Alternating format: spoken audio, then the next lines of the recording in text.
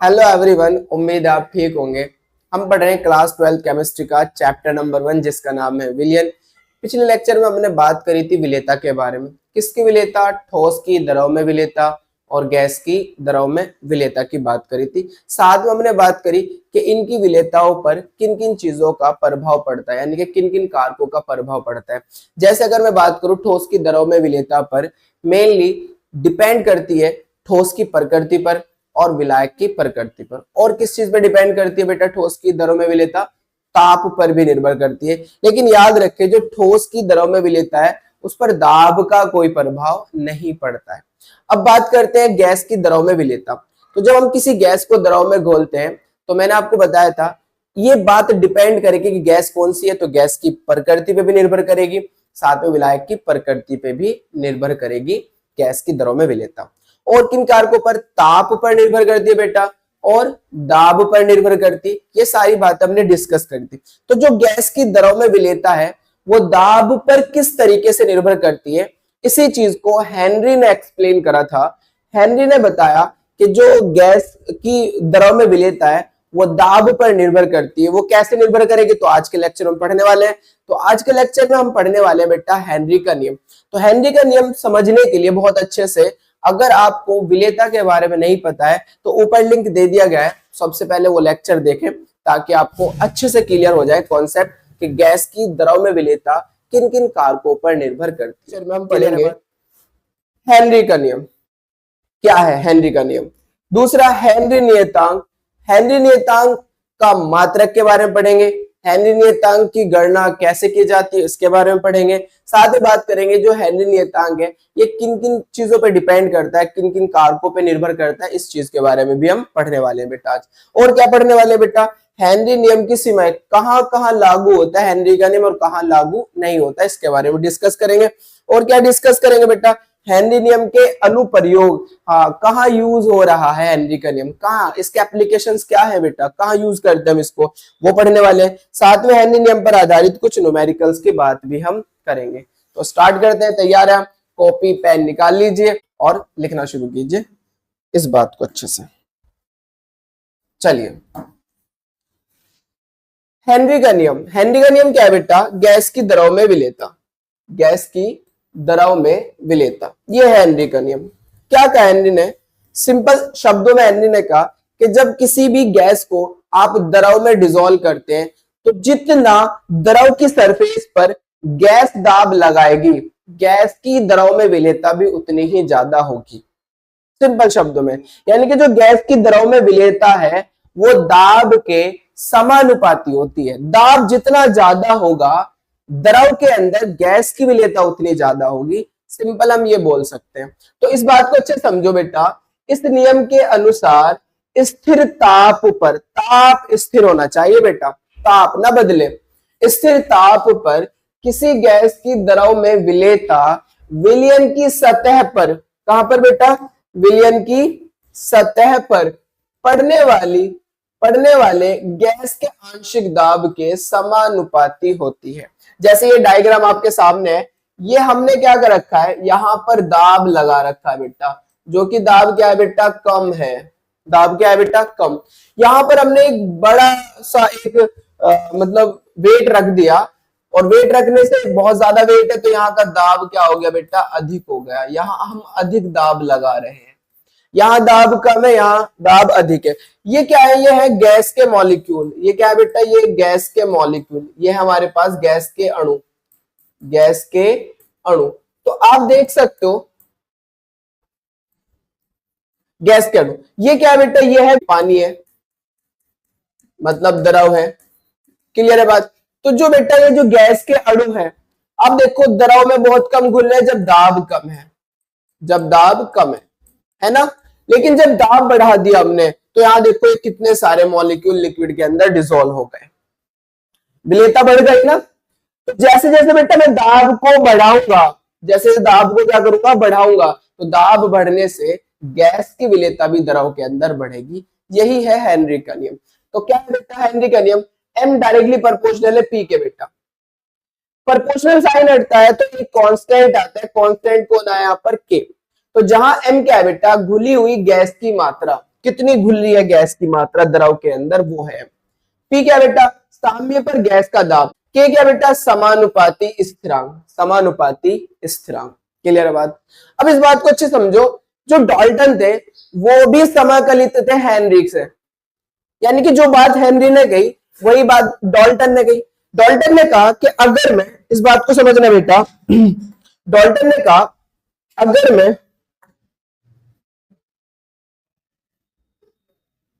क्या करूं, गैस की द्रव में विलेयता को, अगर मैं जो गैस की द्रव में विलेयता है उसको मोल अंश मान लूं, मोल अंश मतलब मोल प्रभाज, मोल अंश मतलब मोल प्रभाज, मोल प्रभाज, यानी कि जो गैस की द्रव में विलेयता है अगर वो मोल प्रभाज मान लो, मोल अंश मान लो, तो उन्होंने कहा जो गैस का मोल प्रभाज होगा, जीटा गैस होगा, वो गैस के आंशिक दाब के समानुपाती होगा। डाल्टन ने ये बात कही। यही बात तो कह रहा है बेटा, जो विलेयता है वो दाब के समानुपाती है या नहीं, यही बात हेनरी कह रहे हैं, और यही बात किसने कही, डाल्टन ने कही। डाल्टन ने कहा कि भाई उन्होंने तो एम मानी थी विलेयता को, इन्होंने क्या मान लिया बेटा, मोल प्रभाज। इन्होंने कहा अगर गैस की द्रव में विलेयता हमारे पास मोल अंश है, मोल प्रभाज है, विलेयता का मोल प्रभाज मान ले, तो हम कह सकते हैं जो जीटा गैस है वो डायरेक्टली प्रोपोर्शनल होगा पी के, यानी कि जो गैस का मोल प्रभाज है वो दाब के क्या होगा, समानुपाती। दाब जितना ज्यादा होगा, गैस का द्रव के अंदर मोल प्रभाज जितना ज्यादा होगा, मोल प्रभाज मतलब गैस की मात्रा उतनी ज्यादा होगी। इसी चीज को मॉडिफाई करके हेनरी ने क्या कहा, हेनरी ने कहा भाई, इसी चीज को मॉडिफाई करके यही बात है कि जो गैस का आंशिक दाब होता है ना वाष्प अवस्था में, वो उसके मोल प्रभाज के समानुपाती होता है। इसको मॉडिफाई कर दिया, क्या कर दिया बेटा, इसी को मॉडिफाई कर दिया।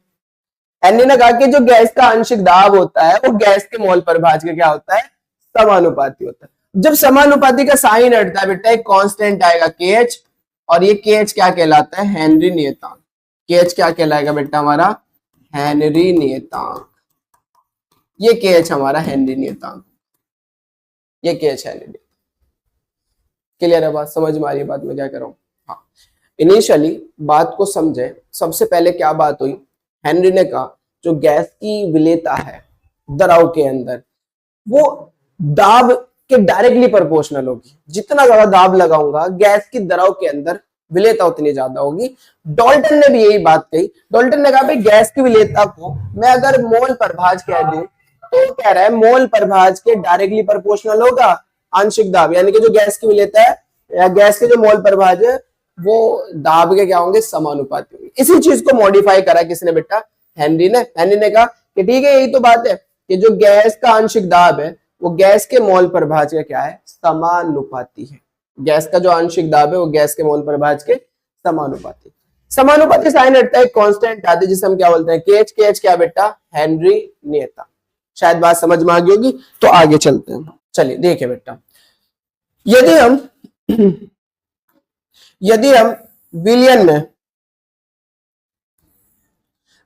गैस के मोल अंश को उसकी विलेयता मान लें, अगर हमने क्या करा विलयन में गैस के मोल अंश को यानी कि मोल प्रभाज को उसकी विलेयता मान ली, तो हेनरी नियम के अनुसार, मैं डाल्टन की बात नहीं कर रहा, मैं हेनरी की बात कर, तो हेनरी नियम के अनुसार किसी गैस का वाष्प अवस्था में आंशिक दाब, किसी भी गैस का, ये बहुत इंपॉर्टेंट नियम है, किसी गैस का वाष्प अवस्था में आंशिक दाब P, आंशिक दाब को किससे डिनोट करें, P, उस विलयन में गैस के मोल प्रभाज के समानुपाती होता है। उस विलयन में गैस के मोल प्रभाज के क्या होता है, समानुपाती होता है। यानी कि जो P समानुपाती हो बेटा किसके है, जीटा गैस है, गैस के समानुपाती है। समानुपाती का साइन आता है, कांस्टेंट आता है, क्या कांस्टेंट है, KH। क्या कांस्टेंट आ रहा है बेटा, KH। KH क्या है हमारा यहाँ पर, KH है हेनरी नियतांक, जहां KH क्या बेटा, हेनरी नियतांक। क्लियर है बात, समझ में आया नियम, नियम क्या कह रहा है, जहां KH हेनरी स्थिरांक है बेटा। समान ताप पर भिन्न भिन्न गैसों के लिए KH का मान क्या होता है बेटा, भिन्न भिन्न होता है। तो KH का मान बेटा ध्यान रखना, KH का मान किसकी प्रकृति पे डिपेंड करता है, हाँ, गैस की प्रकृति पे डिपेंड करता है। अलग अलग गैस के लिए केएच का मान भी क्या होगा, अलग अलग होगा। साथ में गैस को किस विलायक के अंदर डिसोल्व की गई है इस बात पे भी निर्भर करेगा। मैं आपको एक्सप्लेन करता हूं। ये कंटेनर है, एक ये कंटेनर है, दोनों के अंदर बेटा पानी है, पानी द्रव जो है वो पानी है, दोनों के अंदर ये पानी है। अब इसके अंदर मैंने CO2 डिसोल्व करी, CO2 गैस, और इसके अंदर मैंने डिसोल्व करी O2 गैस या N2 गैस ले लो, कोई सी भी ले सकते हो, N2 गैस ले लो, N2 गैस। तो अब कौन सी गैस ज्यादा घुलेगी, विलायक सेम है बेटा, लेकिन डिपेंड करेगा गैस के नेचर पे। तो अलग अलग गैस के लिए केएच का मान क्या होगा, अलग अलग होगा। जोन सी गैस ज्यादा घुल जाएगी, जोन सी भी गैस ज्यादा घुल जाएगी, उसके लिए केएच का मान कम आएगा, कम आएगा। जोन सी, इसका मतलब यह है केएच जो है ना वो विलेयता के व्युत्क्रमानुपाती होता है। ये निकालेंगे अभी हम फॉर्मूला, अभी तो बस समझ लो। अलग अलग गैस पानी के अंदर अलग अलग घुलती है भाई। ऑक्सीजन अलग घुलती है, CO2 अलग घुलती है, N2 अलग घुलती है। तो कौन सी गैस जितनी ज्यादा घुल रही है उसके लिए केएच का मान उतना ही कम आएगा। यानी कि जो केएच का मान है बेटा वो गैस की प्रकृति पर निर्भर करता है। अलग अलग गैसों के लिए केएच का मान भी अलग अलग होता है। तो केएच का मान भी क्या होगा बेटा, डिपेंड करेगा विलायक की प्रकृति पे। तो केएच का मान डिपेंड करता है गैस की प्रकृति पे भी, विलायक की प्रकृति पे भी, साथ में ताप पे भी डिपेंड करेगा बेटा, तापमान पे भी। तो देखते हैं, समान ताप पर भिन्न भिन्न गैसों के लिए केएच का मान भिन्न भिन्न होता है। अर्थात केएच का मान गैस की प्रकृति, विलायक की प्रकृति तथा ताप आदि पर निर्भर करता है, आदि पर निर्भर करता है। समझ में आ रही है बात? बहुत अच्छे। अब चूंकि हमने देखा था जो हेनरी का नियम है, यानी कि पी गैस वो बराबर था KH into zeta gas. Zeta gas क्या बेटा, गैस की विलेयता, मोल प्रभाज गैस की विलेयता ही तो है, ठीक है। तो यानी कि अगर दाब स्थिर है, यानी कि हमने दाब को फिक्स कर दिया, तो मैं बोल सकता हूं दाब को 1 मान लो, यानी कि P बराबर 1, तो मैं बोल सकता हूं 1 KH इंटू जीटा गैस। बोलो भाई, तो KH बराबर क्या होगा बेटा, 1 अपॉन जीटा गैस होगा ना, 1 upon zeta gas. Zeta gas क्या है, जीटा गैस क्या है, गैस की विलेयता, गैस की विलेयता। बोलो है क्या नहीं? तो इसका मतलब जो गैस की विलेयता है वो KH के व्युत्क्रमानुपाती है या नहीं है, जो मैं बता रहा था अभी आपको। यानी कि गैस की विलेयता जितनी ज्यादा होगी KH का मान उतना कम होगा, गैस की विलेयता जितनी कम होगी KH का मान उतना ज्यादा होगा। इस फॉर्मूले से आप देख सकते हो, यानी कि जो ऊपर हमने अभी हेनरी का नियम पढ़ा है उस फॉर्मूले से आप देख सकते हो KH का मान विलेयता का क्या होता है, व्युत्क्रमानुपाती होता है। तो देख सकते हो उपरोक्त समीकरण से स्पष्ट है कि KH के मान में वृद्धि होने पर गैस की द्रव में विलेयता घटती है। यानी कि जो कि KH बराबर होगा P upon zeta gas. Zeta gas क्या है बेटा, गैस की विलेयता, गैस की विलेयता है या नहीं है। तो KH का मान गैस की विलेयता का क्या होता है, व्युत्क्रमानुपाती होता है। दिमाग में डाल लो, KH का मान जितना ज्यादा होगा गैस की विलेयता उतनी कम होगी, KH का मान जितना कम होगा गैस की विलेयता उतनी ज्यादा होगी। क्लियर है बात? कोई दिक्कत तो नहीं यहां तक? बहुत अच्छे। अब बात करते हैं बेटा हेनरी नेतांक KH के मात्रक। हेनरी नेतांक चूंकि हमने देखा कि P बराबर होता है KH इंटू जीटा गैस, और हम जानते हैं मोल प्रभाज, और गैस का मोल प्रभाज का, जीटा गैस का कोई मात्रक नहीं होता, कोई मात्रक नहीं होता है। मैं बता चुका हूं मोल प्रभाज के अंदर कि भाई जो जीटा गैस होता है यानी कि मोल प्रभाज का कोई मात्रक नहीं होता, तो इसका तो कोई मात्रक नहीं होगा। तो अब P बराबर KH के हो गया ना, तो यानी कि KH का वही मात्रक होगा जो किसका होगा बेटा, गैस का होगा। KH का वही मात्रक होगा जो किसका होगा, दाब का होगा, सॉरी P का होगा, वही KH का मात्रक होगा। अब दाब के मात्रक कौन कौन से होते हैं, दाब के मात्रक कौन कौन से होते हैं बेटा, दाब के मात्रक अगर मैं बात करूं, दाब के मात्रक, दाब के मात्रक, तो दाब का मात्रक होता है वायुमंडल, होता है नहीं होता है? वायुमंडल, जिसे हम शॉर्ट फॉर्म में एटीएम लिख देते हैं। दाब का मात्रक होता है बेटा पास्कल, दाब का मात्रक होता है टोर, टोर, दाब का मात्रक होता है बार, बार, दाबी का मात्रक होता है mmHg, mmHg। ये सब क्या है बेटा? दाब के मात्रक है। तो क्या है बेटा? हेनरी नियतांक के वही मात्रक होते हैं जो दाब का होता है, और दाब के मात्रक होते हैं तो यही हेनरी नियतांक के मात्रक होंगे, इनमें से कोई एक होगा। अब थोड़े कन्वर्जन भी आपसे आने चाहिए बेटा। एक एटीएम मतलब एक वायुमंडल बराबर होता है 760 mmHg के। कुछ कन्वर्जन आपको आने चाहिए कन्वर्ट करने के लिए। एक एटीएम, एक वायुमंडल किसके बराबर होगा? 760 mmHg के। एक एटीएम बराबर होता है सॉरी एक एटीएम बराबर होता है 1.013 बार के, जो लगभग एक बार के बराबर ही है, जो लगभग एक बार के बराबर ही है। यानी कि जो एक वायुमंडल है वो बराबर होगा 1.013 बार के, और मैं इसी को क्या बोल सकता हूं? 1 बार कह सकता हूं। एक और बात बेटा कि एक एटीएम, एक वायुमंडल बराबर होगा बेटा 1.013 गुना 10 की पावर 5 पास्कल के, पास्कल के। हाँ, आपको पता होना चाहिए एक वायुमंडल किसके बराबर होता है? 1.013 गुना 10 की पावर 5 पास्कल के। तो ये कुछ यूनिट्स है, कन्वर्जन है, जब हम न्यूमेरिकल करेंगे तो काम आएंगे, आपको ये भी बात पता होनी चाहिए। क्लियर है बात? क्लियर है? चलिए आगे चलते हैं बेटा। नेक्स्ट नोट करते रहना। अब बात करें KH के मान की गणना की, KH के मान की गणना की। हमने क्या करा बेटा? हमने क्या करा, ध्यान से देखो। जो KH है,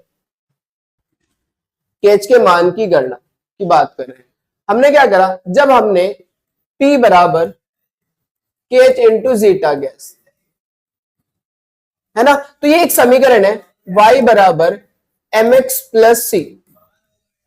y एक्सिस पर ग्राफ, x एक्सिस पर m स्लोप है, और c क्या है? अंतःखंड है। c क्या है बेटा? हमारा अंतःखंड, c है हमारा अंतःखंड। ठीक है, m क्या है बेटा? ढाल है। m क्या है? ढाल। समझ रहे हो? तो यहां तो c है ही नहीं, c तो यहां 0 है।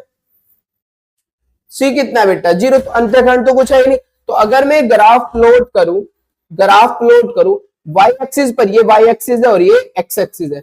y एक्सिस पर हमारे पास दाब है, आंशिक दाब, आंशिक दाब, और बेटा x एक्सिस पर कौन है? मोल पर भाग जीटा गैस। समझ रहे हो? तो ये एक सरल रेखा का समीकरण है, बिल्कुल एक क्या आएगी? सरल रेखा आएगी। एक क्या आएगी बेटा? सरल रेखा। ये अब ये जो m है, ये जो एंगल है, यही हमारा इसका क्या होता है बेटा? ढाल होता है, यही KH है। यानी कि जो KH के मान की गणना है वो हमारे पास क्या होगा? इसका ढाल होगा, पर्णवंता जिसे हम बोलते हैं, पर्णवंता, स्लोप। इसका स्लोप ही KH होगा। देखते हैं हेनरी स्थिरांक के मान को ज्ञात करने के लिए विलयन में गैस का मोल प्रवाह एवं आंशिक दाब के बीच ग्राफ खींचते हैं। हमने ग्राफ बनाया जिससे एक सीधी रेखा प्राप्त होती है, बिल्कुल एक स्ट्रेट लाइन आई, सरल रेखा आई। ठीक है, इस रेखा का ढाल ही क्या कहलाता है बेटा? हेनरी स्थिरांक कहलाता है। जैसे ये देखो बेटा, ये बिल्कुल एक सीधी रेखा आएगी, बिल्कुल एक सीधी रेखा, बिल्कुल सीधी। यहां हमने क्या लिया बेटा? यहां हमने लिया mole fraction of axial gas in its solution in cyclohexane, यानी कि जो साइक्लोहेक्सेन है इसके अंदर हमने एक्सियल गैस को डिसॉल्व कराया। कितने मोल फ्रैक्शन डिसॉल्व हुए वो है यहां पर मोल फ्रैक्शन। यहां क्या? Partial pressure of axial gas, torr के अंदर एक्सियल गैस का पार्शियल प्रेशर है टोर में। किसमें? टोर में। तो जितना हमने बेटा यहां पर दाब बढ़ाया, जितना हमने दाब बढ़ाया बेटा, तो मोल प्रवाह भी उतना ही ज्यादा बढ़ा। हमने दाब इतना कर दिया, मोल प्रवाह जितना हो गया। हमने दाब इतना कर दिया, मोल प्रवाह जितना हो गया। हमने दाब इतना कर दिया बेटा, मोल पर भाज इतना हो गया, दाब इतना कर दिया, मोल पर भाज इतना हो गया, दाब इतना कर दिया, मोल पर भाज इतना हो गया। तो जितना मैं इसका बेटा क्या बढ़ाता जा रहा हूं, दाब बढ़ाता जा रहा हूं, तो क्या बढ़ता जा रहा है, मोल पर भाज बढ़ता जा रहा है। तो इन सब पॉइंट पे इंटरसेक्ट करेगा, यहां करेगा, यहां करेगा, यहां करेगा, जो भी है तुम समझ रहे होंगे बात को। ये और इन जब इन पॉइंट को मिलाएंगे तो एक सरल रेखा आ जाएगी। क्या आ जाएगी, एक सरल रेखा, बिल्कुल सीधी लाइन आ जाएगी। और ये जो इसका स्लोप बनेगा, ढाल बनेगा, ये जो इसका ढाल बनेगा, यही ढाल हमारा क्या होगा, KH होगा। तो KH के मान की गणना हम किससे करेंगे बेटा, स्लोप से, रेखा के ढाल से। क्लियर है बात? हाँ ठीक है, आगे चलते हैं, आगे चलते हैं। अब बात करते हैं जल में कुछ गैसों के लिए हेनरी स्थिरांक KH का मान है। जैसे मान लीजिए ये गैस है, ये ताप है, यहां पर क्या है बेटा, किलो बार, KH का किलो बार में हमारे पास KH की वैल्यू है। ठीक है, अब देखो यहां हीलियम गैस हो गई, यहां hydrogen, nitrogen, nitrogen, oxygen, oxygen, दो बार ले रखे हमने ताप में परिवर्तन कर रखा है बेटा, सिर्फ क्या कर रखा है, ताप में परिवर्तन। तो देखिए बेटा, हीलियम गैस का जो ताप है वो 293 केल्विन है, 293 केल्विन है हीलियम गैस का जो ताप है। तो 293 केल्विन पर जो KH का मान है वो 144.97 है। ऐसे ही हाइड्रोजन गैस के लिए 293 पर कितनी है, 69.16 है। नाइट्रोजन का 293 पे बेटा कितना है, 76.48 जो KH का मान है नाइट्रोजन का। कौन से ताप पर, 293 पर। हमने ताप को बढ़ाया, ताप बढ़ाया तो नाइट्रोजन की विलेयता क्या हो गई बेटा, बढ़ गई 88.84। ताप बढ़ाने से विलेयता बढ़ गई, इसका मतलब जो KH का मान है वो तापमान के डायरेक्टली प्रोपोर्शनल होगा। ताप बढ़ाओगे तो गैस की विलेयता बढ़ेगी, सॉरी ताप बढ़ाओगे तो KH का मान बढ़ेगा, ताप बढ़ाने से किसका मान बढ़ेगा, KH का। और आप जानते हो जो KH का मान है वो विलेयता का क्या है बेटा, व्युत्क्रमानुपाती है। विलेयता का क्या है, व्युत्क्रमानुपाती है। इसका मतलब ताप बढ़ने से, इसका मतलब ताप बढ़ने से KH का मान बढ़ेगा, और KH का मान बढ़ेगा तो विलेयता घट जाएगी। यानी कि ताप बढ़ेगा तो गैस की विलेयता घटेगी। यही तो मैंने पिछले लेक्चर में समझाया था आपको, जो शातिली प्रिंसिपल के अकॉर्डिंग, कि जैसे हम ताप बढ़ाते हैं तो गैस की दरों में विलेयता घटती है, जैसे ताप बढ़ाएंगे हम तो गैस की दरों में विलेयता घटती, यही तो है। देखो देखो यहाँ पर ताप बढ़ने से KH का मान बढ़ गया, नहीं भाई 293 केल्विन है, फिर हमने 303 केल्विन कर दिया तो ताप बढ़ाया तो गैस की विलेयता यानी कि KH का मान बढ़ा।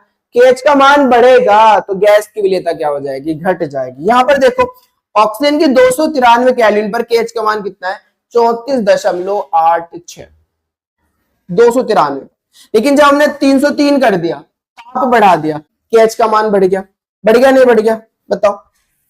ताप बढ़ाने से KH का मान बढ़ाया नहीं बढ़ा, और अगर KH का मान बढ़ेगा तो फिर क्या होगा बेटा, विलेयता घट जाएगी, घट जाएगी नहीं। तो ताप बढ़ाओगे गैस की विलेयता घटेगी, यानी कि 293 पर गैस की, ऑक्सीजन गैस की विलेयता ज्यादा होगी, 303 पर ऑक्सीजन गैस की विलेयता कम होगी।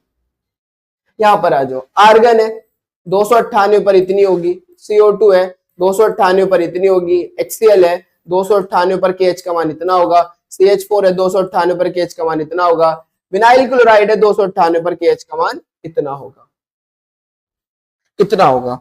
अब इसी के बेसिस पर एक क्वेश्चन दे दिया गया है। क्वेश्चन कह रहा है कि जो बेटा जलीय जंतु होते हैं वो ठंडे जल में ज्यादा कंफर्टेबल फील करते हैं खुद को गर्म जल की तुलना में।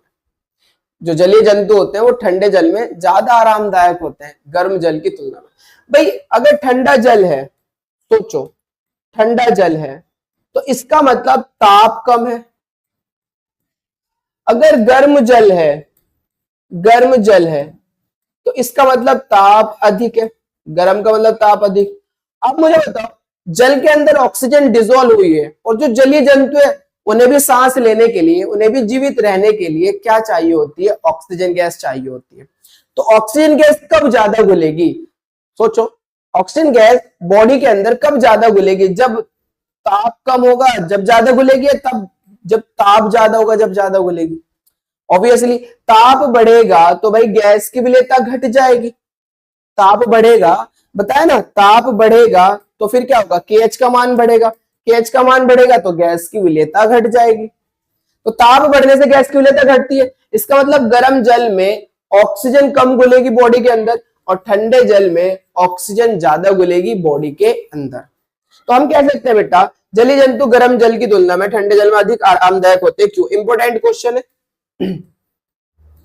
क्यों होते हैं? क्योंकि N2 और O2 दोनों के लिए ताप बढ़ने पर KH का मान बढ़ता है। N2 के लिए भी और O2 के लिए भी ताप बढ़ने पर KH का मान बढ़ता है, जिसका अर्थ है कि ताप बढ़ने पर इन गैसों की विलेयता घटती है। भाई ताप बढ़ेगा तो KH का मान बढ़ेगा, KH का मान बढ़ेगा तो विलेयता घटेगी, विलेयता घटती है। यही कारण है कि जलीय स्पीशीज के लिए गर्म जल की तुलना में ठंडे जल में रहना अधिक आरामदायक होता है।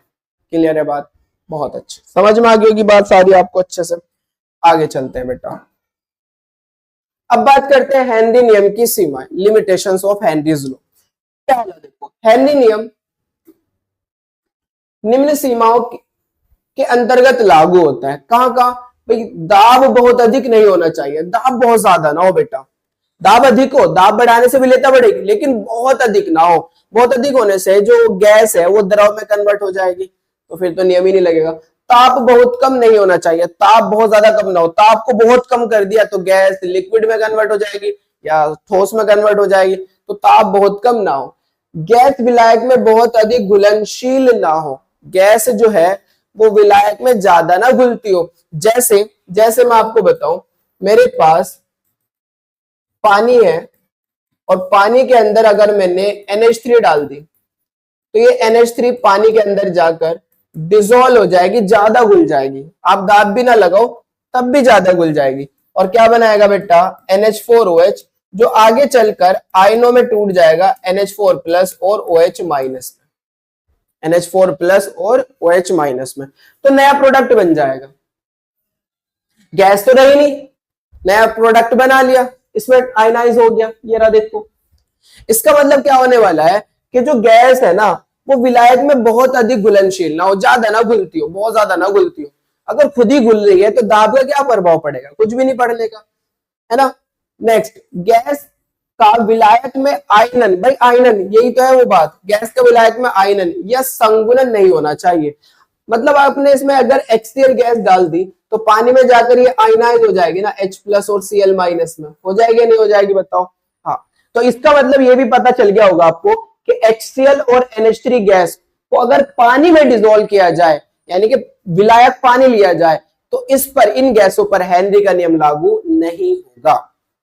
अगर पानी है विलायक और उसके अंदर हम क्या घोल लें बेटा, HCl गैस या फिर NH3 गैस घोल लें, तो इन पर भी हेनरी का नियम लागू नहीं होगा, क्योंकि ये बहुत ज्यादा घुलनशील होती है और आयनाइज हो जाती है पानी में जाकर। हेनरी नियम के अनुप्रयोग, एप्लीकेशंस कहां कहां लागू होता है? आप सब देखते हो कोल्ड ड्रिंक्स। कोल्ड ड्रिंक्स में क्या होता है, जब हम ढक्कन खोलते हैं तो बहुत एकदम से आवाज आती है, सी टाइप से की आवाज। तो जब ढक्कन खोलते हैं तो ढक्कन खोलने का मतलब आप दाब को कम कर रहे हो। दाब कम हो रहा है तो गैस की विलेयता कम हो रही है, एकदम से गैस बाहर निकल रही है। जैसे दाब कम करा, गैस एकदम, क्योंकि दाब आप हल्के हल्के से कम नहीं कर रहे हो, आपने एकदम ढक्कन खोला तो गैस मतलब आपने जैसे ढक्कन खोला तो दाब बहुत तेजी से कम करा। दाब कम करोगे तो गैस की विलेयता भी तेजी से कम होगी, एकदम से बाहर आएगी, जो कि मॉलिक्यूल टकराते हैं और एक आवाज बनती है। समझ रहे हो? तो कोल्ड ड्रिंक्स के अंदर जो बोतलों के ऊपर डाट लगाई जाती है अधिक दाब पर, वो CO2 की द्रव के अंदर विलेयता को बढ़ाने के लिए लगाई जाती है। तो ये भी एक हेनरी का नियम है। तो कह सकते हो आप, सोडा, जल एवं शीतल पेयों में CO2 की विलेयता बढ़ाने के लिए बोतलों को अधिक दाब पर बंद किया जाता है। जो बोतलों की कैप होती है वो अधिक दाब पर बंद की जाती है। दूसरा, जो हाई एल्टीट्यूड पर रहते हैं, अधिक ऊंचाई पर रहते हैं बेटा, वहां पर देखो जो सरफेस पर दाब है, ऑक्सीजन का जो दाब है, आंशिक दाब है, वो ज्यादा होती है, ऊपर चलने पर दाब घटता जाता है। दाब घटेगा तो गैस की विलेयता भी घटेगी, और अगर गैस की विलेयता घटेगी तो आदमी जो है ना वो थोड़ा वीकनेस फील करने लगता है, वीक हो जाता है, कमजोर हो जाता है, और वो स्पष्ट नहीं सोच पाता, स्पष्ट डिसीजन नहीं ले पाता। उसके इस रोग को बोलते हैं एनोक्सिया रोग। तो जो हाई एल्टीट्यूड पर रहते हैं उनके अंदर कौन सी डिजीज बन जाती है? एनोक्सिया हो जाता है उन्हें। क्या हो जाता है बेटा? एनोक्सिया। तो अधिक ऊंचाई पर वाली जगहों पर ऑक्सीजन का आंशिक दाब सतही स्थानों से कम होता है, जो सरफेस है ना यहाँ जहां हम रह रहे हैं यहाँ से कम होगा ऊपर दाब, तो ऊपर चलने पर दाब घटता जाएगा बेटा, जिस कारण लोग कमजोर हो जाते हैं, स्पष्ट सोच नहीं पाता। इन लक्षणों को एनोक्सिया कहते हैं, इनको हम क्या बोलते हैं, एनोक्सिया।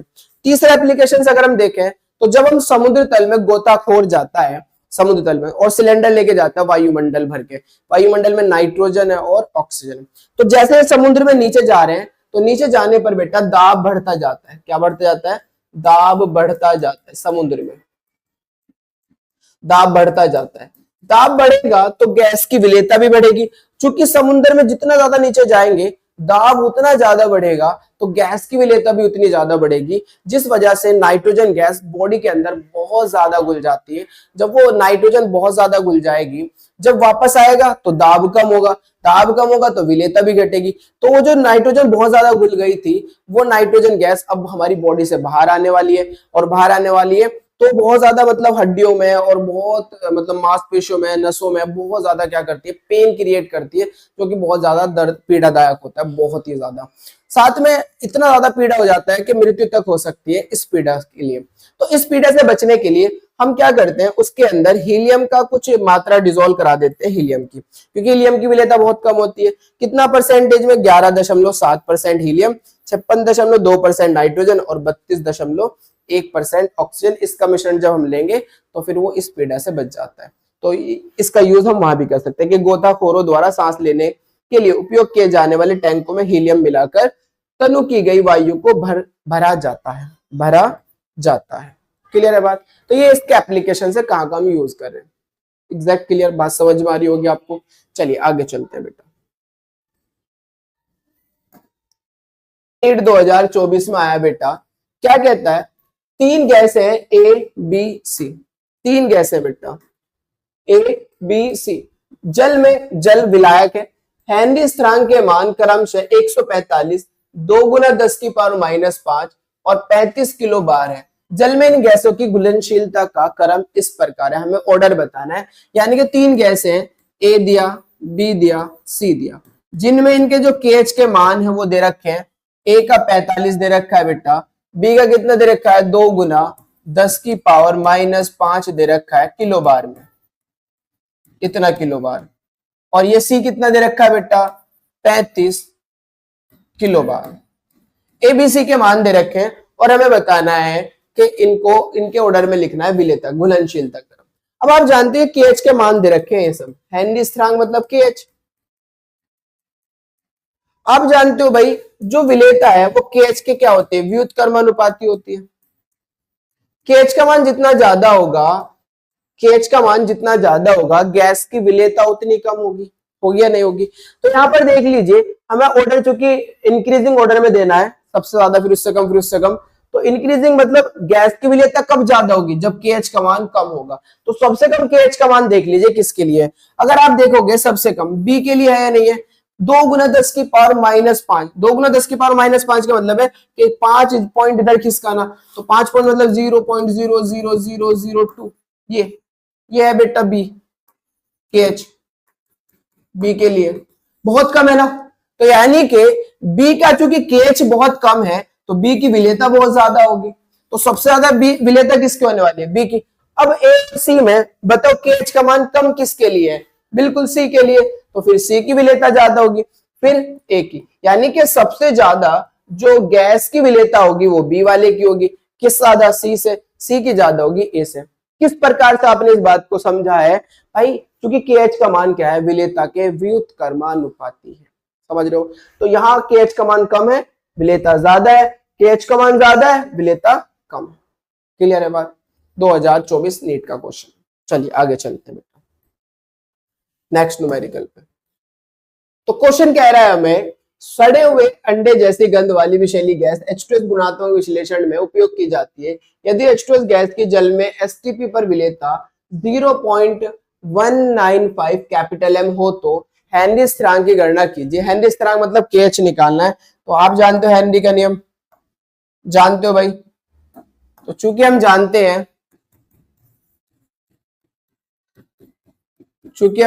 हैं बेटा हेनरी नियतांक P बराबर KH इंटू जीटा गैस। अब उसने कहा है एसटीपी पर, एसटीपी का मतलब होता है स्टैंडर्ड टेम्परेचर प्रेशर। जो स्टैंडर्ड टेम्परेचर होता है वो होता है टेम्परेचर 25 डिग्री सेल्सियस और प्रेशर होता है 1 एटीएम। इसका मतलब जो 1 एटीएम गैस पर हमने H2S गैस को जल में घोला है वो कितनी घुली, 0.195 इतनी घुली बेटा 1 एटीएम प्रेशर पर। तो गैस का दाब तो मिल गया ना मुझे, इसे समीकरण 1 कह दो, दिया है गैस का दाब, गैस का आंशिक दाब, आंशिक दाब P वो कितना मिल गया बेटा, 1 वायुमंडल मतलब 1 एटीएम मिल गया ना, बहुत अच्छा। अब मुझे चाहिए जीटा गैस, लेकिन जीटा गैस नहीं दिया उसने मोलरता दे दी बेटा, क्या दे दी, मोलरता, यानी कि गैस की मोलरता दे दी। तो गैस की विलेयता, गैस की विलेयता, गैस की विलेयता ठीक है, वो बराबर है 0.195 कैपिटल एम। चाहिए तो विलेयता में मोल प्रभाज, क्योंकि हमने विलेयता को मोल प्रभाज के टर्म से मान रखा है, उसने मोलरता दी है, तो मुझे मोल प्रभाज चाहिए। तो मोल प्रभाज निकालने के लिए मुझे चाहिए होंगे मोल, किस किस के मोल, क्योंकि विलियन H2S और जल का है, विलियन किसका है बेटा, H2S और जल का है, तो जल के मोल चाहिए और H2S के मोल चाहिए। उसने H2S की सांद्रता दी है, इतनी तो गुली दिया ना, तो मैं कह सकता हूं बेटा कि 0.195 कैपिटल एम, 195 कैपिटल एम में H2S के मोलों की संख्या 0.195 होगी। मतलब भाई इसका मतलब क्या है, इसका मतलब है 0.195 कैपिटल एम का मतलब क्या है, 0.195 इतने मोल H2S के 1 लीटर सॉल्यूशन में डिसॉल्व है। अगर कोई कह रहा है कि किसी की मोलरता 1 है, तो इसका मतलब क्या है, 1 मोल, 1 मोल विले के, कोई भी विले होगा, 1 मोल विले किसमें घुला होगा, 1 लीटर सॉल्यूशन में डिसॉल्व है, इसका मतलब 1 मोलरता आ जाएगी, क्योंकि मोलरता का फॉर्मूला क्या होता है, मोल बाई वॉल्यूम, वॉल्यूम कितना है 1 लीटर। तो 1 कब आएगा आंसर, जब मोल भी 1 होंगे, तो 1/1 मतलब 1 आ जाएगा। अब मोलरता किसी की दे 0.195, तो आयतन तो 1 लीटर है ना, तो आयतन अगर 1 लीटर है तो मोल कितने होंगे, फिर ये होंगे 0.195, तभी तो आएगी वैल्यू। तो मैं बोल सकता हूं बेटा, मैं बोल सकता हूं कि 0.195 कैपिटल एम में H2SO4 के मोलों की संख्या 0.195 होगी। तो यानी कि हमारे पास मोल ऑफ H2S वो दे दिया हमारे पास 0.195 इतना। अब मुझे H2S के मोल पता है, अगर मुझे जल के मोल पता चल जाए तो मेरा काम बन जाएगा। अगर जल के मोल पता चल जाए, अब जल के मोल कैसे पता चलते हैं, जल की मुझे सांद्रता पता होती है, जल की सांद्रता कितनी होती है 55.56, यानी कि जो जल की सांद्रता है वो कितनी है 55.56 कैपिटल एम है या नहीं बताओ। तो अगर इसकी सांद्रता इतनी है तो यानी कि इतने मोल 1 लीटर सॉल्यूशन में डिसॉल्व होंगे, होंगे नहीं होंगे। तो मुझे जल के मोल मिल गए कितने 55.56, तो मैं जल के मोल तो जानता हूं, यानी कि जल के मोल अगर वो नहीं भी देगा तो भी मुझे पता है जल के मोल, जल के मोल, जल के मोल कैपिटल एन से डिनोट कर देता हूं, कैपिटल NH2 बोल देते हैं या स्मॉल NH2, वो कितना होगा बेटा 55.56 इतने मोल होंगे। अब मुझे जल के मोल भी पता है, हाइड्रोजन सल्फाइड यानी कि H2S के भी मोल पता है, तो मैं मोल प्रभाज निकाल सकता हूं गैस का H2S का। मोल प्रभाज कैसे निकालते हैं भाई, जिसका मोल प्रभाज निकालना होता है उसके मोल ऊपर रखते हैं, डिवाइड करते हैं कुल मोल से। तो अब मैं रख सकता हूं समीकरण 1 से, समीकरण 1 से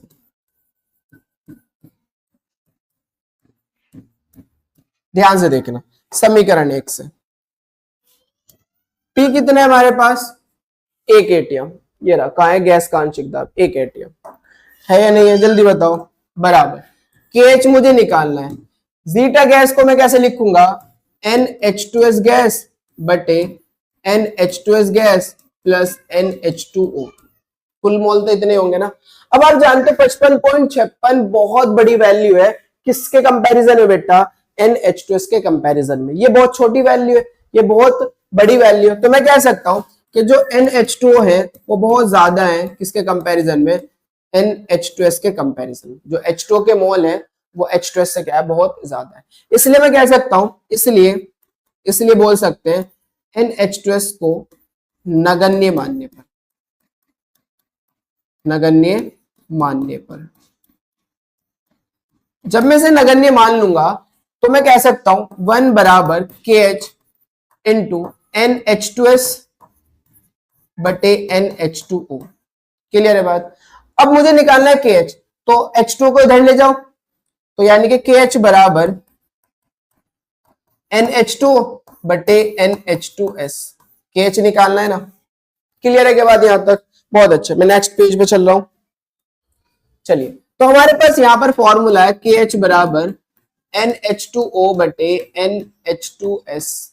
क्या सारी वैल्यू हमारे पास है, बिल्कुल। NH2 कितना है बेटा, NH2 है हमारे पास 55.56। NH2S कितना है 0.195। अब हमें इसकी कैलकुलेशन करनी है, करते हैं। ऊपर 2 डिजिट के बाद पॉइंट है, नीचे 3 डिजिट के बाद पॉइंट है, तो मैं बोल सकता हूं कि 5556 गुना 10 बटे 195। क्योंकि ऊपर 2 डिजिट के बाद पॉइंट है ना, तो 2 जीरो नीचे आ जाएगी। इस तरीके से मैं रफली करके दिखाऊं। नीचे 3 डिजिट के बाद तो 3 जीरो ऊपर चली जाएगी, तो 2 जीरो से 2 जीरो खत्म, 1 जीरो बच जाएगी ऊपर। बच जाएगी नहीं, जल्दी बताओ। हाँ, 1 जीरो ऊपर बच गई। अब कैसे करें भाई, सिंपल। आप क्या करो, 195 का टेबल पढ़ो बस। किस पर, 5556 पे 195 का 555 में पढ़ लो, 2 बार चल जाएगा। 5 दूनी 10 की 0 हासिल को 5 दूनी 10 की 0 हासिल को 1, 9 दूनी 18 और 1 19 का 1 का हासिल को 1, 2 एकम 2 और 1 3, 5, 15 में से 9 गए 6, हाँ 4 बचा ना बेटा, 4 में से 3 गए 1, 165। हाँ तो 8 बार चल जाएगा 8 बार। तो अब चल जाएगा बेटा 8 बार, 8 बार चल जाएगा। 8 पंजे 40 की 0 हासिल को 4, 8 निम 72, 72 और 4 होता है बेटा 76 का, 6 का सिल को 7, 8 एकम 8 और 7 15। कितना बचा यहाँ 6, यहाँ कितना बचा 15 में 6 गए 9, यहाँ 5 में 5 गए 0, तो बस 56 बचेगा। ठीक है, अब क्या करें बेटा, हाँ अब पॉइंट लाएगा उतार लो 0। अब कितनी बार चलेगा, 4 दूनी 8, 4 बार चल जाएगा। 4 बार पढ़ोगे तो 4 पंजे 20 की 0 हासिल को 2, 4 निम 36 और 4 निम 36 और 2, 36 और 2 38 का 8 का हासिल को 3, 4 एकम 4 और 3 7, 0। यहाँ आप जाओगे तो 16 में से 8 गए 8, यहाँ बचा बेटा 8, 8 में से 180। फिर क्या करो, फिर 0 उतार लो। अब 9 बार चल जाए। तो अब कितना मिला बेटा में, KH बराबर 28.4910 और 10, तो 1 पॉइंट उधर ले जाओगे तो यह आ जाएगा 284.9। इतना एटीएम क्यों लिख रहा हूं भाई, चूंकि H2S गैस का जो दाब था वो एटीएम में था, तो इसलिए KH भी किस में आएगा, एटीएम में आएगा। समझ में आ गया होगा न्यूमेरिकली बेटा। एक बार और देख लेते हैं इसको। देखो, उसने हमारे पास P दिया था, सॉरी उसने हमें P दिया था, उसने कहा था भाई कि H2S, चूंकि देखो हम जानते हैं कि हेनरी का नियम क्या है, हेनरी का नियम क्या है, P बराबर KH इंटू जीटा दिया है उसने। गैस का आंशिक दाब 1 एटीएम, क्योंकि एसटीपी दे दिया तो इसलिए 1 एटीएम दे दिया। गैस की जो विलेयता दी थी वो 0.195 कैपिटल एम, ये तो मोलर था और हमें चाहिए किसमें बेटा, मोल पर भाज। इसलिए मोल पर भाज निकालने के लिए हमें मोल निकालने पड़े, तो हमने कहा 0.195 कैपिटल एम में H2SO4 के मोलों की जो संख्या है वो 0.195 इतनी होगी, तो NH2S 0.195। हम जानते हैं भाई जो जल होता है, जल उसके जो मोल होते हैं वो 55.56 होते हैं, क्योंकि जल की सांद्रता होती है 55.56, तो इसलिए जल के मोल भी पता है। समीकरण 1 में हमने वैल्यू रख दी कि आंशिक दाब तो 1 था, KH हमें निकालना है। और जीटा गैस क्या होता है? जीटा गैस होता है बेटा, जीटा यहां पे लिख सकता हूं मैं, जीटा गैस बराबर होगा जीटा NH2, यानी कि गैस का मोल प्रभाज, सॉरी गैस के मोल प्लस जल के मोल, ये होगा भाई। जिसका मोल प्रभाज निकालना है उसके मोल हमें कहाँ रखने बेटा? ऊपर रखने। ठीक है, तो हमने वैल्यू पुट करी, हमें पता है कि ये वाली वैल्यू है, तो हमने क्या करा, चूंकि कंपैरिजन अगर करें नीचे वाले तो H2 के मोल बहुत ज्यादा है H2S से, तो हमने कहा NH2 बहुत ज्यादा है NH2S से, इसलिए हमने कहा H2SO4 को नगण्य मानने पर हमने नेग्लेक्ट कर दिया। तो इसे नेग्लेक्ट करा तो यहाँ ये H2 के बराबर ही आ गया क्योंकि ये तो जीरो मान लिया हमने। ठीक है, तो हम कह सकते हैं 1 बराबर KH NH2S upon NH2। H2 को इधर ले जाऊंगा, 1 में मल्टीप्लाई जाएगी तो NH2 और ये अपॉन में आ जाएगा तो NH2S। फिर हमने क्या करा बेटा? वैल्यू पुट कर दी NH2 अपॉन NH2S के। NH2 55.56 और ये 0.195। हमने कहा भाई पॉइंट हटा, 2 डिजिट के बाद 2 जीरो नीचे आई, 3 के बाद था तो 3 जीरो पर गए, 2 जीरो से 2 जीरो खत्म, 1 जीरो बच गई। इससे डिवाइड करा तो आया बेटा हमारे पास 28.49 गुना 10 था तो इसलिए 1 पॉइंट इधर खिसक गया, तो 284.9 ATM ये हमारा आंसर आया। ठीक है, नेक्स्ट न्यूमेरिकल पे अगर हम चलते हैं तो इस न्यूमेरिकल में बात करते हैं, क्या कहता है वो कह रहा है बेटा कि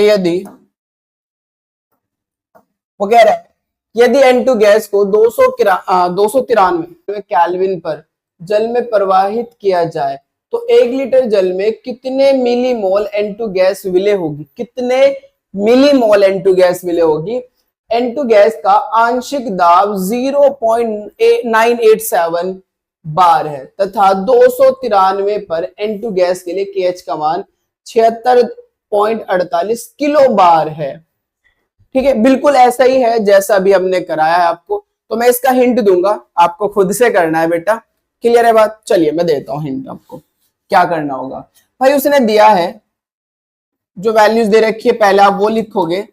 उसने दिया है बेटा, क्या दिया है बेटा? हाँ, उसने दिया है हमारे पास N2 गैस का आंशिक दाब यानी कि P दे दिया हमारे पास 0.987 बार। साथ में उसने दिया बेटा हेनरी नियतांक KH का मान। हेनरी नियतांक का मान दिया है बेटा 76.48 किलो बार। किलो बार दिया है, ऊपर बार है नीचे किलो बार है, इसलिए हम क्या करेंगे, इस किलो बार को पहले बार में कन्वर्ट करेंगे। याद है मैंने आपको बताया था किलो का मतलब होता है 1000 होता है, तो मैं लिख सकता हूँ 1000 को 10 की पावर 3। तो भाई के हटाओ और क्या लगा दो, 10 की पावर 3 लगा दो, तो KH का मान आ जाएगा 76.48 गुना 10 की पावर 3 बार, इतना आ जाएगा बेटा। क्लियर है बात? N2 गैस के हमसे वो मोल मिली मोल पूछ रहा है, तो हम चूंकि हेनरी का नियम लगा देंगे। क्या लगा देंगे बेटा? हेनरी के नियम के अनुसार। अब आप जानते हो हेनरी का नियम क्या है? हेनरी का नियम है P बराबर KH into zeta gas. Gas कौन सी है? नाइट्रोजन। आप जानते हो भाई नाइट्रोजन का मोल प्रभाज। नाइट्रोजन का मोल प्रभाज क्या होता है बेटा? नाइट्रोजन का मोल प्रभाज, भाई जिसका मोल प्रभाज निकालना होता है उसके मोल हम ऊपर रखते हैं नहीं रखते हैं, तो मैं लिख सकता हूं NN2 अपॉन NN2 प्लस दूसरी चीज वाटर के अंदर डिसोल्व कर रखा है तो NH2। कुल मोल आएंगे नहीं आएंगे? आप जानते हो फिर से वही वाली बात हो जाएगी कि भाई जो नाइट्रोजन के मोल होंगे वो बहुत कम होंगे H2 के मोल के कंपैरिजन में, तो मैं नेग्लेक्ट मान सकता हूं इन्हें बेटा। इसलिए मैं लिख सकता हूं P बराबर KH into NN2 upon NH2O। अब आपको पता है N2 के मोल तो मुझे निकालने, फाइंड आउट करने। NH2 कितना होता है? NH2 भाई जल के मोल पहले भी बताया मैंने आपको कितना होता है, 55.56 या 55.55, दोनों में से कोई भी वैल्यू रख सकते हो। क्लियर है? अब ये भी उसने दे रखा है, ये भी उसने दे रखा है, ये भी है बेटा, तो मैं क्या निकाल सकता हूँ? NN2 निकाल सकता हूँ। कैसे? NN2 बराबर ये इसकी गुना में जाएगा तो P इंटू NH2, ये अपॉन में आ जाएगा KH। आ जाएगा नहीं आ जाएगा? तो यहां से मोल निकल के आ जाएंगे। मोल निकल के आ रहे हैं बेटा, उसने मिली मोल पूछा है। क्या पूछा है? मिली मोल पूछा है नहीं पूछा है? बताओ। मिली मोल बताने, तो जैसे मोल, मान लीजिए हमारे 10 मोल निकल के आ गए, सपोज दैट, मान लीजिए हमारे 10 मोल निकल के आ गए। अब 10 मोल को मिली मोल में कन्वर्ट करने के लिए आपको क्या करना पड़ेगा बेटा, 1000 से गुना करनी पड़ेगी। तो अब ये किस में कन्वर्ट हो गए, मिली मोल में। अब ये किस में कन्वर्ट हो गए बेटा, मिली मोल में। क्लियर है बात? आप 1000 से गुना कर देना, उसको मिली मोल में कन्वर्ट हो जाएंगे। तो आप ये न्यूमेरिकल कर सकते हो। बहुत अच्छे। तो आई होप कि आपको ये लेक्चर बहुत पसंद आया होगा। अगर आपको पसंद आया तो वीडियो को बेटा लाइक कीजिए, शेयर कीजिए, साथ में कमेंट भी कीजिए और हमारे चैनल को सब्सक्राइब भी कीजिए और अपने दोस्तों को आप एक दूसरे के साथ शेयर भी करें। ठीक है, थैंक यू फॉर वॉचिंग।